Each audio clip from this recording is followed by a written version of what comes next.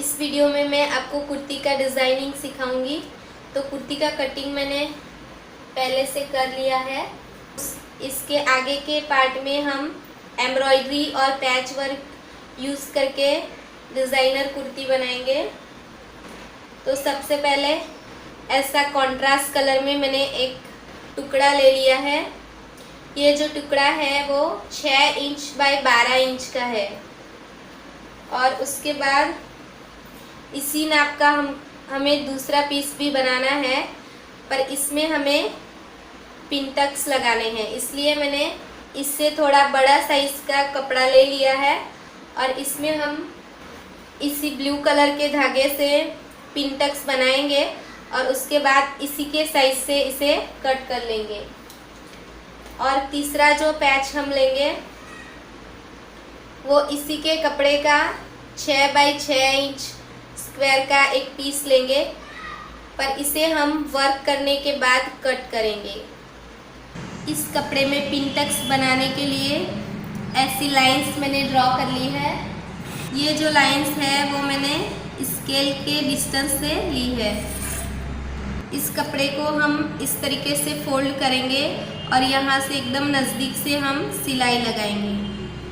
तो इस तरीके से पिन टक्स मैंने बना ली है। अब इसे हम ऐसे फ्लैट करेंगे और एक बार फिर से इसके ऊपर ही हम सिलाई लगाएंगे। जो सिलाई है उसी के ऊपर दूसरी सिलाई लगानी है।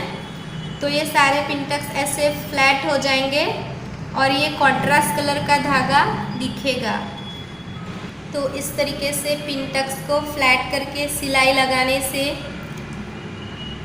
धागे का कलर भी दिखेगा और इस कपड़े में टेक्सचर भी ऐड हो गया है।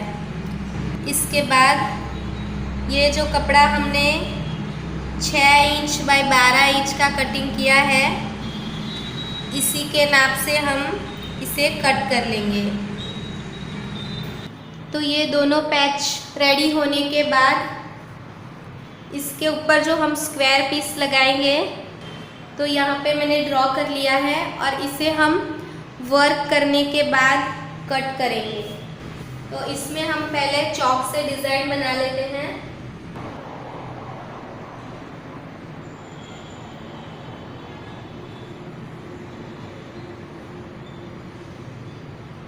तो इस तरीके से 3 स्टैम्प हम बनाएंगे।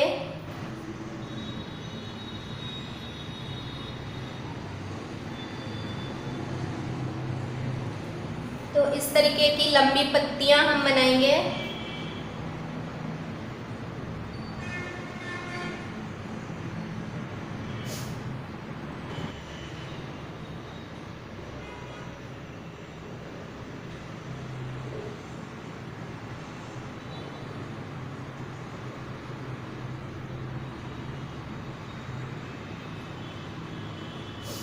तो इसमें इस तरीके के छोटे छोटे फ्लावर्स हम लेंगे।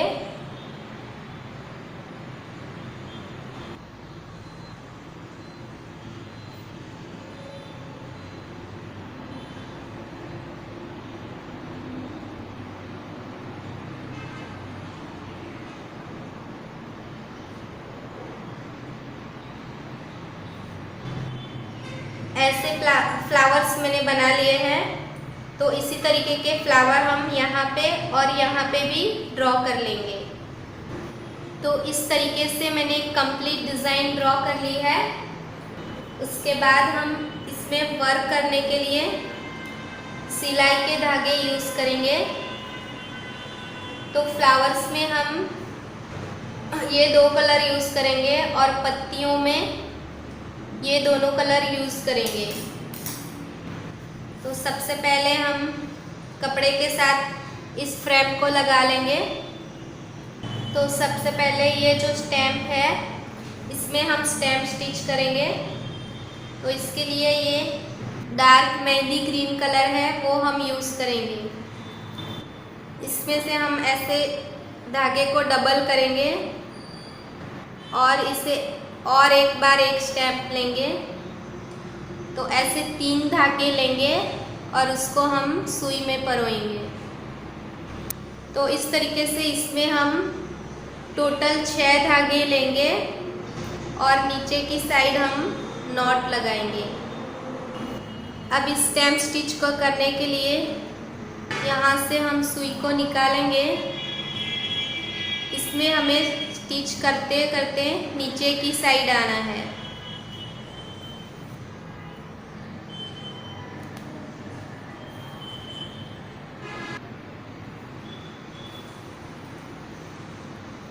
ऐसे हम धागे को निकालेंगे और ऐसे स्टिच लेंगे।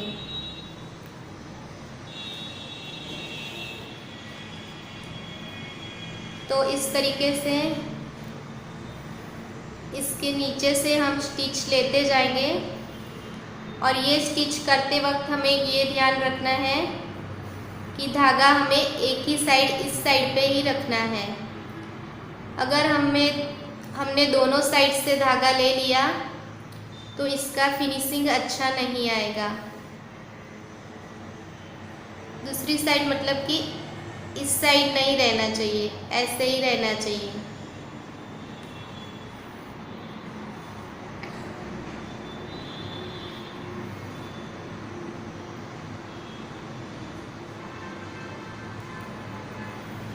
तो ये स्टेम स्टिच हमने कर ली है।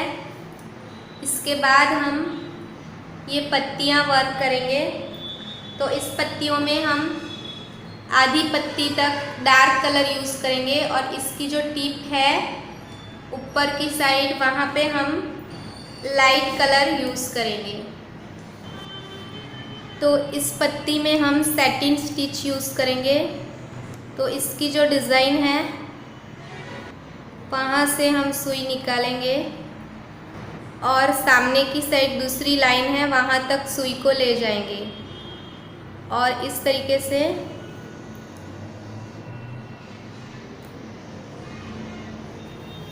इसमें स्टिच लेते जाएंगे।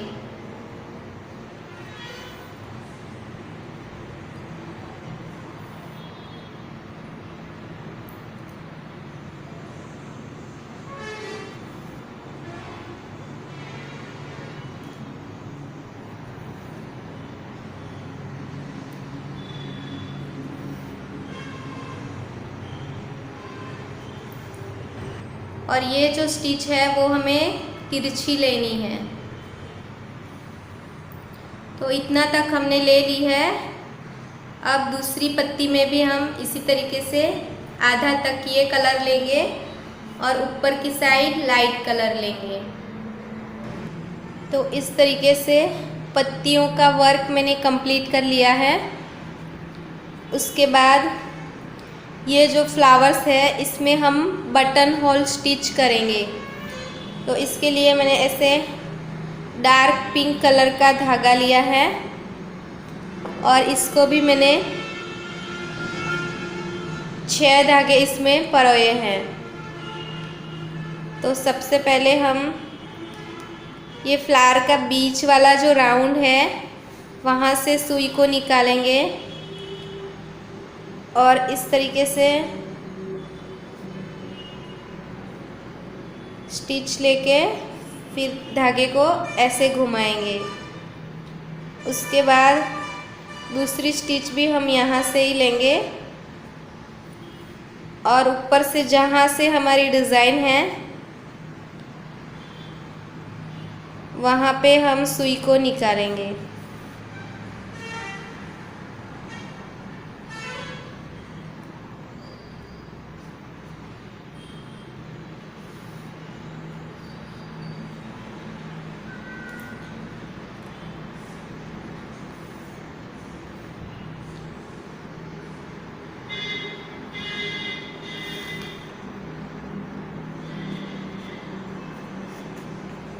तो इस तरीके से एक पत्ती हमने ली है।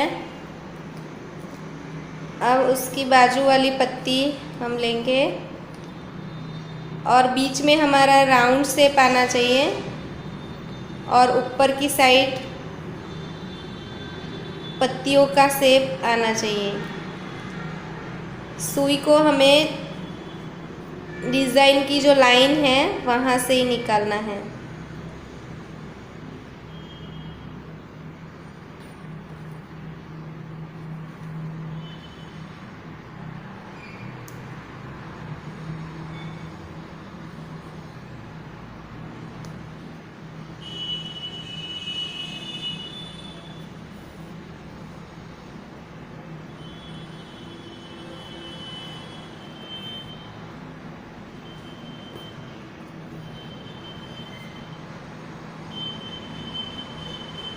तो ऐसे पहले राउंड में हम सुई को लेंगे और ऊपर की डिज़ाइन जहाँ तक है वहाँ से हम सुई को निकालेंगे।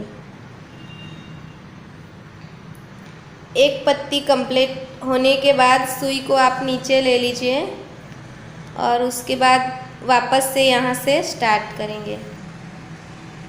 तो इसी स्टिच को यूज़ करते हुए हम पूरा फ्लावर कंप्लीट कर लेंगे।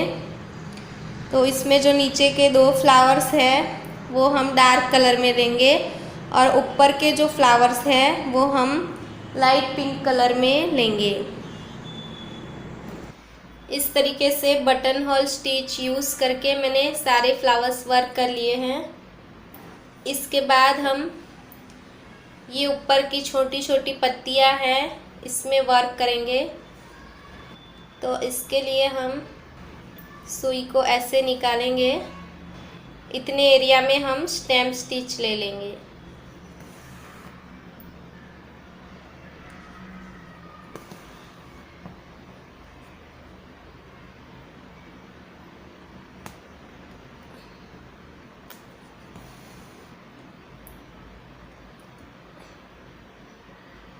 इसमें हम इस तरीके से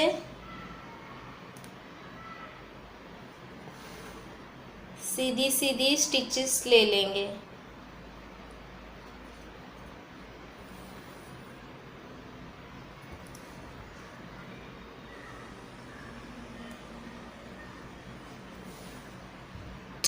तो इसी तरीके की स्टिच हम यहाँ पे और यहाँ पे भी लेंगे।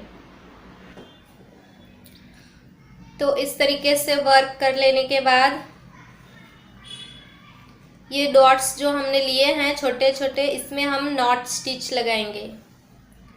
तो इस तरीके से धागे को निकालेंगे और यहीं से सुई को लेके इस धागे को सुई के ऊपर 3 बार घुमाएंगे। उसके बाद ऐसी नॉट बनेगी। फिर हम दूसरा डॉट लेंगे। इस तरीके से सुई को यहीं से निकालना है और धागे को ऐसे 3 बार घुमाना है और ऐसे धागे को खींच के फिर यहाँ पे नॉट बन जाएगी। तो इस तरीके से सारे डॉट में हम ऐसी नॉट स्टिच लगा लेंगे। तो अब ये वर्क हमारा कंप्लीट हो गया है। तो अब इस पैच को हम कट कर लेंगे और उसके बाद हम इसे कुर्ती में लगाएंगे। अब कुर्ती का आगे का नेक हम कट करेंगे। तो आगे का नेक हम बोट नेक रखेंगे। तो यहाँ पे 5 इंच पे मैं मार्क करूँगी और बोट नेक है इसलिए हम यहाँ से शोल्डर पे चौड़ाई भी बढ़ाएंगे। तो इस तरीके से नेक ड्रॉ कर लेंगे और इसे हम कट कर लेंगे। अब इसे हम खोलेंगे तो ये यहाँ पे कुर्ती का सेंटर है और सबसे पहले हम इस पैच को रखेंगे। उसके बाद इसे हम रखेंगे इस तरीके से। इसे इसके ऊपर ओवरलैप करेंगे और इसे मैंने अंदर की साइड से इस तरीके से फोल्ड किया हुआ है। तो ऐसे दोनों पैचेस सेट करने के बाद इसके बीच में हम ये फ्लावर वाला पैच लगाएंगे। अब इसे हम सिलाई कर लेंगे। तो इस पैचेस को मशीन से सिलाई कर लेने के बाद ऐसी तिरछी पट्टियां हम लेंगे और इसे हम ऐसे उल्टी साइड से स्टिच करके ऊपर की साइड इतनी चौड़ी पाइपिंग बनाएंगे और इसी तरीके की पाइपिंग हम दूसरी पट्टी से पीछे के पार्ट में भी बनाएंगे, पर इसमें हम पाइपिंग को ऊपर की साइड ना लेते हुए इसे ऐसे अंदर की साइड फोल्ड करेंगे। तो इस तरीके से नेक में मैंने बायर्स पट्टी लगा दी है। अब इसमें हम डिज़ाइनर स्लीव बनाएंगे। तो इस स्लीव के लिए मैंने जैसे हम नॉर्मल तरीके से स्लीव का कटिंग करते हैं उसी तरीके से 8 इंच लंबी स्लीव कट कर ली है। आप अपनी लेंथ के हिसाब से इसे थोड़ा बढ़ा भी सकते हैं, पर इसे थोड़ा एल्बो से ऊपर रखें। इसके बाद इसके नीचे फ्रिल लगाने के लिए ऐसी 6 इंच की पट्टी मैंने ली है और इसे नीचे से फोल्ड कर दिया है। अब इस स्लीव में हम इस तरीके से इसका मिडल पार्ट निकालेंगे। ऐसे इसका जो फिटिंग की लाइन है वहां तक हम फोल्ड करेंगे और ऐसे मार्क करेंगे। तो ऐसे दोनों मार्किंग हमारी आ गई है। तो अब इस स्लीव में जब हम इसकी प्लीट्स बनाएंगे, प्लीट्स हम सिंपल ही बनाएंगे, पर यहाँ से जब हम जोड़ेंगे तो यहाँ तक सीधा रखेंगे। यहाँ पे प्लीट नहीं लेंगे, सिर्फ इतने बीच वाले एरिया में हम प्लीट लेंगे और वापस से यहाँ पे सिंपल कपड़ा हम जोड़ेंगे। उसके बाद यहाँ पे जो प्लीट आएगी उसके प्लीट की ऊपर की साइड पे हम इतना ही एरिया में ऐसी पट्टी लगाएंगे।